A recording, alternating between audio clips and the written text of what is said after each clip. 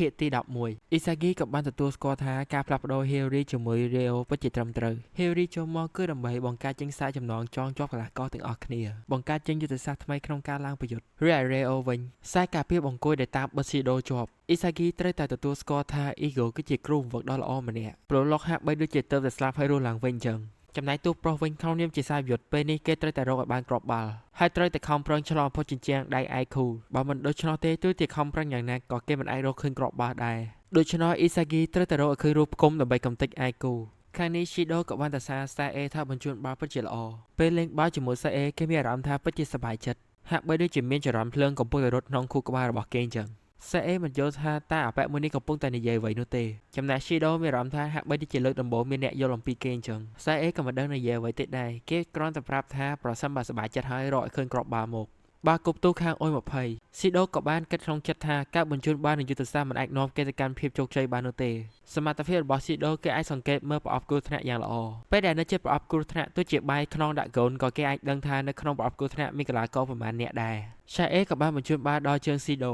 បន្តែ Rio ក៏បានកុបពីស្គីការពាររបស់កីឡាករខាងអ៊ុយ20ដើម្បីទប់ទល់ Shido ក៏បាននិយាយឌឺដងថា Rio ចេះតែប្រើស្គីកុបពីរបស់គេទេមែនប៉ុន្តែ Rio ក៏បានតបវិញប្រសិនបើចាញ់តែស្គីកុបពីមើលទៅលោកក៏អន់ណាស់ដែរពាក្យនោះធ្វើ Shido មិនអាចគ្រប់គ្រងអារម្មណ៍ខ្លួនឯងទៀតគេក៏បានសុទ្ធយកមកវាបង្កើតឱកាស Rio លូកជើងចូលបាល់នោះដូច្នោះ Garamaru អាចចាប់បានយ៉ាងងាយស្រួលស្ដាយក្រោយព្រោះតែកំហឹងរបស់ខ្លួនមិនអាចគ្រប់គ្រងខ្លួនឯងបាន Shido ក៏បានមើលទៅលើមេឃហើយគិតអំពីឆាកជីវិតរបស់ខ្លួនហត់ណាស់ Shido តែធ្វើដូច Naruto ចឹងអង្គុយគិតរហូត Garamaru ក៏បានសុទ្ធបាល់នោះឡើងប៉ុន្តែ Sae បានទប់ជាប់ហើយលើកបាល់វិញត្រឡប់ទៅវិញឃើញសមត្ថភាពពិសេសមួយនេះ Shido ពិតជារំភើបចិត្តកីឡាករប្រឡូកក៏មិនអាចប្រតិកម្មទាន់ដើម្បីបាយមកការពារមានតែ Shido បណ្ដោះរត់នៅលបឿនយ៉ាងលឿនពេលនេះនៅសល់តែគេជាមួយកូនប៉ុន្តែ Garamaru បានចេញមកដើម្បីតាតបាល់នោះទៅមុខ Isagi ពិតជាសប្បាយចិត្តព្រោះស្មានថាផុតគ្រោះថ្នាក់ហើយShido ក៏រៀងធុញនៅពេលដែលឱកាសនៅចំពោះមុខតែមិនអាចរកឃើញគ្រាប់បាល់ហើយគេក៏ចាប់ដើមមានអារម្មណ៍ថាប្លែកត្បិតតែពេលនេះបាល់កំពុងតែនៅខ្ពស់ហើយរៀងឆ្ងាយប៉ុន្តែ Shido មានអារម្មណ៍ថាខ្លួនអាចរកឃើញគ្រាប់បាល់កោសិកាក្នុងខ្លួនរបស់គេប្រាប់គេថាបាល់មួយគ្រាប់នោះអាចសុទ្ធបាន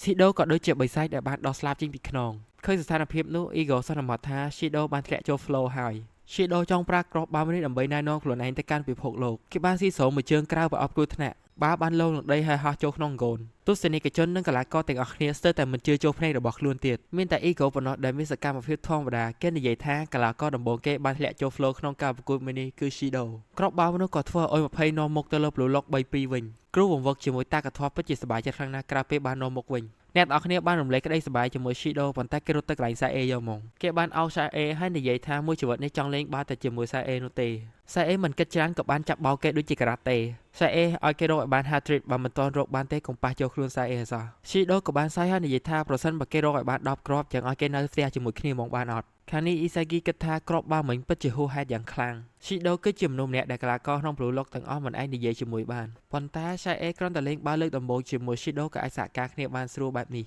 មិនតែប៉ុណ្ណោះនៅធ្លាក់ចូល flow ទៀត Isagi ពិតជាខឹងព្រោះគេក៏ចង់ធ្លាក់ចូល flow ដែរហើយស្ថានភាពនៅតែបន្តបែបនេះប្រកាសជាចាញ់ជាមិនខាន Isagi ខ្លាចថាអ្នកផ្លាស់ប្ដូរបាល់ទាត់ប្រទេសជប៉ុនមិនមែនជាពួកគេប៉ុន្តែជា Sae និង Shido ទៅវិញខាងនេះជំនួយការក៏ព្រួយបារម្ភប្រាប់ឲ្យ Ego បញ្ចេញយុទ្ធសាស្ត្រដើម្បីតតាំងជាមួយ Shido ទៅប៉ុន្តែ Ego និយាយថាចាប់ពីពេលនេះទៅគ្មានផែនការអ្វីទាំងអស់ទៀតនោះទេពេលនោះ Isagi ក៏បានដើរចូលមកនិយាយថាគេមិនចង់រឿងគ្រប់យ៉ាងបញ្ចប់បែបនេះដែរហើយគេក៏កំពុងខំប្រឹងប្រយុទ្ធអស់ពីលទ្ធភាពដូចជាពី Ego បានប្រាប់ដូច្នោះគេសូមអង្វរ Ego ផ្ដល់យុទ្ធសាស្ត្រអ្វីមកដើម្បីអាចយកជ័យជំនះ Ego ក៏បាននិយាយថាអ្នកទាំងអស់គ្នាល្ងងមែន Blue Lock បានឈ្នះហើយតង់ទី1ពួកគេជាអ្នកនាំមុខហើយតង់ទី2 Shido ជាអ្នករកគ្រាប់បាល់តោងស្មាហើយនាំមុខវិញទៀតត្បិតតែចាញ់ការប្រកួតមួយនេះតាមវិន័យ Blue Lock ត្រូវតែលុបបំបាត់ហើយ Ego ត្រូវ ban ចេញពីវិស័យបាល់ទាត់ប្រទេសជប៉ុនជារៀងរហូតប៉ុន្តែកីឡាករទាំងអស់គ្នានឹងមិនរលាយបាត់ទៅណានោះទេ Shido បានSae ចាប់អារម្មណ៍ជាពិសេសដូច្នោះថ្ងៃក្រោយគេនឹងក្លាយជាកីឡាករជំនាញដ៏ល្បីឈ្មោះហើយសារប្រយុទ្ធដ៏ខ្លាំងរបស់ Blue Lock គឺ Rin មានសមត្ថភាពប្រហាក់ប្រហែលនឹង Shido ក៏អាចនឹងត្រូវអញ្ជើញចុះអ៊ុយ20កីឡាករដទៃទៀតនៅក្នុង Blue Lock ក៏ទទួលបានពាក្យអញ្ជើញពីសាលាមហាវិទ្យាល័យដ៏ល្បីឈ្មោះជាច្រើន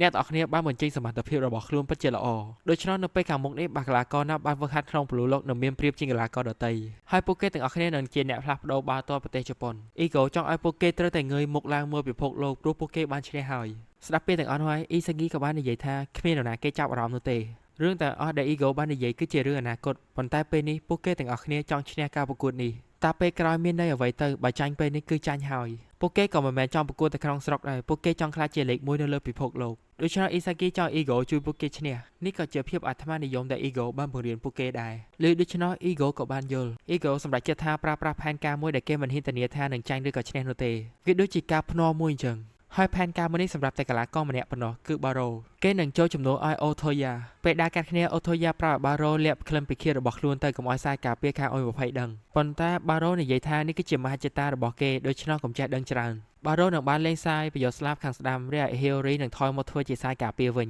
ខំនិយាយផែនការជាច្រើនប៉ុន្តែបារ៉ូមិនស្ដាប់គ្រាន់តែនិយាយថាអ៊ីសាហ្គីលេងបាល់ពិតជាគួរឲ្យធុញជឿមកអាពីរអ្នកនេះឲ្យជួបគ្នានឹងឆ្លោះគ្នាហ្មងនេះក៏ជាឱកាសផ្លាស់ប្ដូរមនុស្សចុងក្រោយហើយដែរបារ៉ូដូចជាស្លឹកបៀមួយដែលមិនទាន់បើកមិនអាចទាយដឹងថាគេនឹងធ្វើអ្វីបន្ទាប់នោះទេជំនួយការក៏បានសួរថាពួកគេដូចជាមិនធ្លាប់សាកល្បងផែនការមួយនេះនោះទេប៉ុន្តែការពិតផែនការគ្រប់យ៉ាងបានដំណើរការដូចជាអ៊ីហ្គោបានចង់សូម្បីតែរឿងដែលធ្វើឲ្យពួកគេមានចិត្តចង់ឈ្នះក៏អ៊ីហ្គោមានចេតនាដែរប៉ុន្តែមានរឿងមួយធ្វើអ៊ីហ្គោពិតជាភ្ញាក់ផ្អើលចិត្តអាត្មានិយមក្នុងទាំងអស់គ្នាពិតជាធំដល់ថ្នាក់លើសពីការរំពឹងទុករបស់អ៊ីហ្គោគេជឿជាក់ថាកីឡាករទាំងអស់នេះនឹងបង្កើតជាងអពុធហេតុណាគេក៏បានស្វាគមន៍ការត្រឡប់មកវិញរបស់ស្ដេចប៉ុន្តែស្ដេចនិយាយថាសុទ្ធតែមកគ្របឲ្យងាប់មិនមែនអាសក់សពេលនោះរៀនក៏បានប្រាប់ពួកគេមិនចាំបាច់លេងតាមទម្រង់ពេកនោះទេព្រោះក្នុងចំណោមពួកគេនរណាគេក៏ជាសាបយុទ្ធហើយក៏មានសមត្ថភាពរាប់គ្រាប់បាល់ទោះជាមានកំហុសក៏ត្រូវតែឈ្នះឲ្យបានការប្រកួតមួយនេះពីបំបត្តិនោះធ្វើឲ្យទឹកចិត្តរបស់គ្នាក៏បានពុះកញ្ជ្រោលឡើងម្ដងទៀតក្រុមមួយទាំងមូលសុទ្ធតែសាបយុទ្ធហើយគោលបំណងរបស់ពួកគេតែមួយគត់ប៉ុណ្ណោះគឺរកឲ្យឃើញគ្រាប់បាល់ប្លូឡុកនឹងឲ្យអ៊ុយ20ឃើញថាតើសម្ពាធធំប៉ុណ្ណានៅពេលដែលប្លូឡុកអូសគ្នាឡើងប្រយុទ្ធទាំងអស់អ៊ីសេគីគិតថាអាវុធសម្ងាត់របស់បារ៉ូគឺជាការអូសបាល់និងការសុទ្ធបាល់ក្រៅប្រអប់គ្រោះថ្នាក់ដូច្នេះបាល់ក្នុងជើងរបស់បារ៉ូចំកន្លែងដែលគេអាចរកឃើញគ្រាប់បាល់អាកាសដែលសុទ្ធចូលពិតជាខ្ពស់ដូច្នេះគេនឹងនាំផ្លូវបារ៉ូឲ្យដល់កន្លែងដែលបារ៉ូអាចសុទ្ធបានបន្ទាប់មកនឹងឆក់យកគ្រាប់បាល់ហើយសុទ្ធយកខ្លួនឯងប៉ុន្មានថ្ងៃមុនអ៊ីហ្គោបាននិយាយគ្នាជាមួយបារ៉ូពេលដែលបារ៉ូបានចូលប្រកួតកុំខ្វល់អំពីយុទ្ធសាស្ត្ររបស់អ្នកទាំងអស់គ្នាអ្វីដែលបារ៉ូគ្រាន់តែធ្វើគឺប្រមាញ់អ៊ីសាហ្គីគេបានធ្វើតាមពីអ៊ីហ្គោនិយាយក្នុងពេលអ្នកទាំងអស់គ្នាកំពុងសហការហើយបាល់បានដល់ជើងរបស់អ៊ីសាហ្គីបារ៉ូក៏បានបង្ហាញមុខដើម្បីឆក់បាល់មួយគ្រាប់នោះកុំថាឡើយធីមគេសូម្បីតែក្រុមខ្លួនឯងក៏មិនអាចទេដឹងមុនថាបារ៉ូនឹងធ្វើអ្វីដែរដូច្នេះបាល់កីឡាករណាម្នាក់កាន់តែយល់អំពីបាល់ទាត់ពេលដែលតតាំងជាមួយបារ៉ូកាន់តែងាយស្រួលក្នុងការត្រូវបារ៉ូបោកនោះហើយជាមូលហេតុបង្កើតចេញឈ្មោះស្ដេចឲ្យបារ៉ូព្រោះគេគឺជាមនុស្សផ្ដាច់ការម្នាក់គិតអំពីផលប្រយោជន៍ខ្លួនឯងតែប៉ុណ្ណោះបន្ទាប់មក30នាទីចុងក្រោយអ៊ីហ្គោក៏មិនអាចទាយដឹងថាបារ៉ូនឹងធ្វើអ្វីបន្ទាប់ដែរខ្សែការពារអ៊ុយ20ក៏មិនដឹងថាអពៈមួយនេះនឹងសុទ្ធឬក៏ប៉ះស្រាប់តែពេលនោះបារ៉ូបានកាច់ចេញទៅខាងក្រៅអពៈក្បាលតង្កើនេះខ្លាចថាបារ៉ូនឹងប៉ះចុះក្នុងដូច្នេះក៏បានធ្វើការស្លាយប៉ុន្តែបារ៉ូបានញាក់ទៅក្រោយម្ដងទៀតក្បាច់លេងបាល់នេះធ្វើឲ្យខ្ញុំនឹកឃើញដល់ Cristiano Ronaldoអ៊ីសាហ្គីខំស្រែកដើម្បីឲ្យបារ៉ូបញ្ជូនបាល់ប៉ុន្តែទោះជាមេឃដីកន្លាប់ចាស់ក៏គេមិនព្រមបញ្ជូនបាល់ឲ្យអ៊ីសាហ្គីដែរបារ៉ូក៏បានសុទ្ធប៉ុន្តែមិនចូលបាល់បានលងចេញធ្លាក់ចូលជើងរបស់ Ken Yu ការបង្ហាញមុខរបស់បារ៉ូធ្វើឲ្យខ្សែការពាររបស់អ៊ុយ20ក៏បានច្បល់ពេញទាំងអស់ដូច្នេះ Ken Yu ក៏សម្រេចចិត្តថាគេនឹងធ្លាក់ចូល flow ធ្វើការញាក់ផុតកីឡាកររបស់អ៊ុយ20ជាច្រើនហើយសុទ្ធបាល់ប្រក្របនៅចំណុចដែលហ្គោលមិនអាចមើលឃើញបាល់មនុស្សពិតជាគួចហើយកំពុងតែហោះចូលក្នុងមុំកៅប៉ុន្តែឯគូបានបង្ហាញមុខទាន់អ៊ីសាហ្គីក៏ពិតជាភ្ញាក់ផ្អើលរាល់ដងអពៈម្នេះតែងតែការពារដែលមានការគិតគូរត្រឹមត្រូវប៉ុន្តែលើកនេះបែរជាបថុយទៅវិញពេលនោះទើបគេដឹងថាឯគូក៏បានធ្លាក់ចូល flow ដែរ